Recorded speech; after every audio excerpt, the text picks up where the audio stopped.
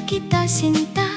Akala ko mayroon ka ng iba, kaya ako'y nagparaya na lang. Ako'y nag-vlog at content na lang.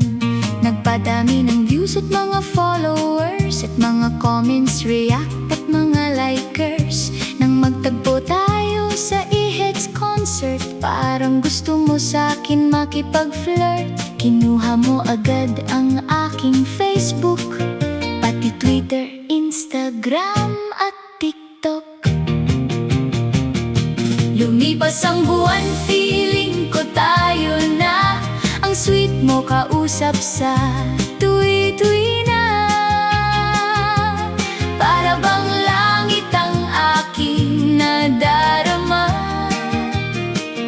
Ngunit isang araw nang tayo'y magkita, may iba kang kasama at ako'y ipinakilala.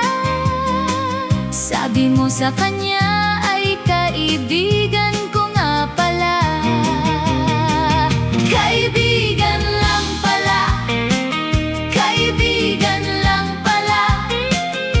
Ang sabi mo kasi sa Facebook ay tayo na. Nagkamali ka pala, nagkamali ka pala. Sa dami mong kachat na wrong send ka na. Kaibigan ba talaga? Kaibigan ba talaga?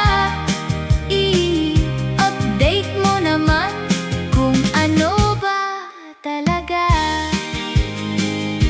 Lumipas ang taon, muli kaming nagkita. Para siyang nanabik nang ako'y makita. Nagtanong siya bakit ako ay nawala. Ang sabi ko may inaasikaso akong iba. Ayan na naman ang mapupungay na mata. Hindi ko maiwasan na ma-inlove sa kanya.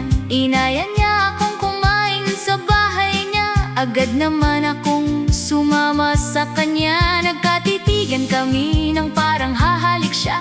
Pagkatapos sa bahay ko, ako'y hinatid niya.